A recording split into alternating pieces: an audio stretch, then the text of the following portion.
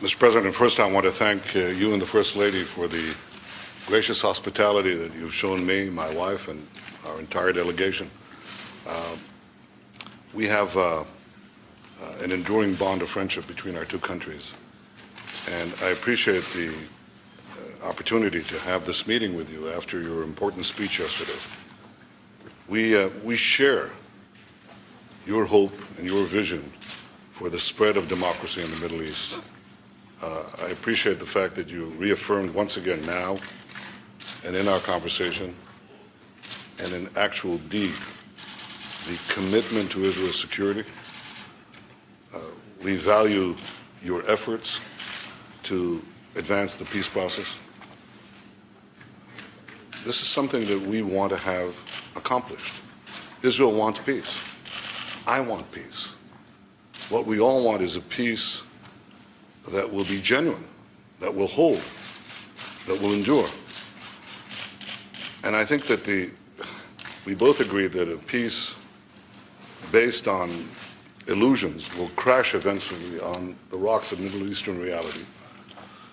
And that the only peace that will endure is one that is based on reality, on unshakable facts. I think for there to be peace, the Palestinians will have to accept some basic realities.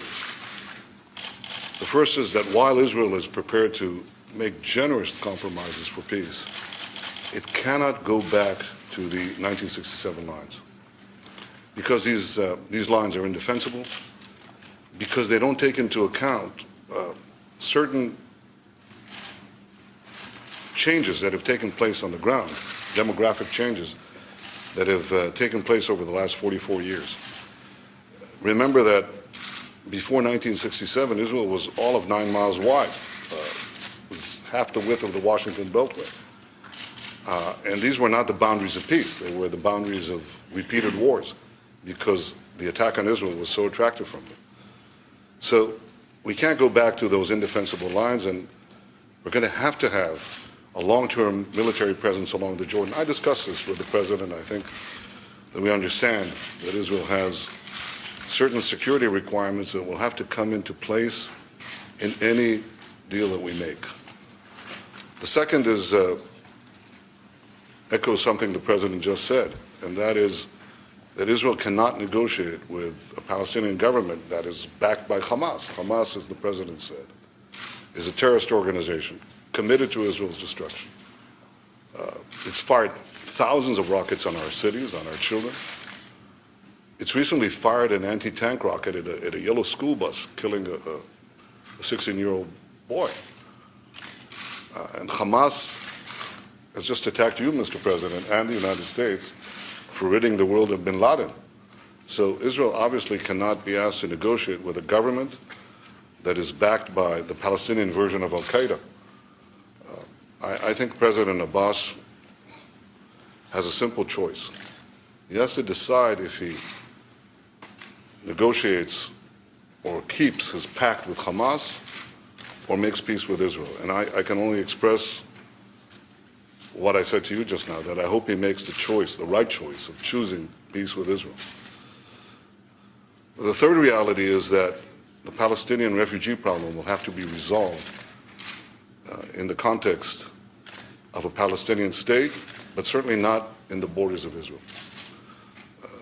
The Arab attack in 1948 on Israel resulted in two refugee problems: Palestinian refugee problem and Jewish refugees, roughly the same number, who were expelled from Arab lands. Now, tiny Israel absorbed the Jewish refugees, but the vast Arab world refused to absorb the Palestinian refugees.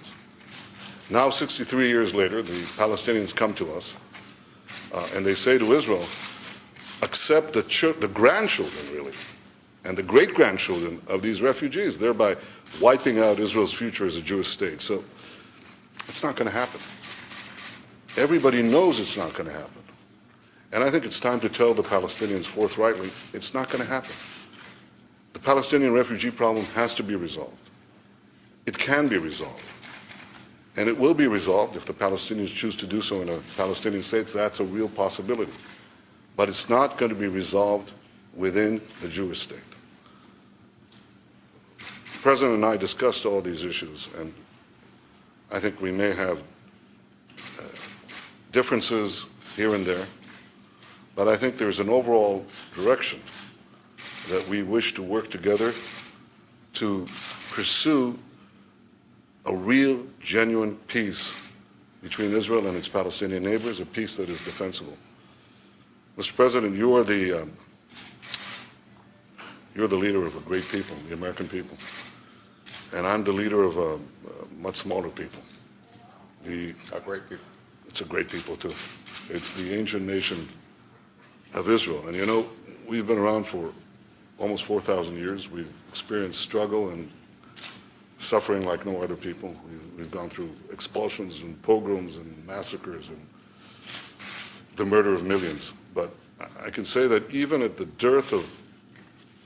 nadir of the valley of death, we never lost hope and we never lost our dream of reestablishing a sovereign state in our ancient homeland, the land of Israel. And now it falls on my shoulders as the Prime Minister of Israel at a time of extraordinary instability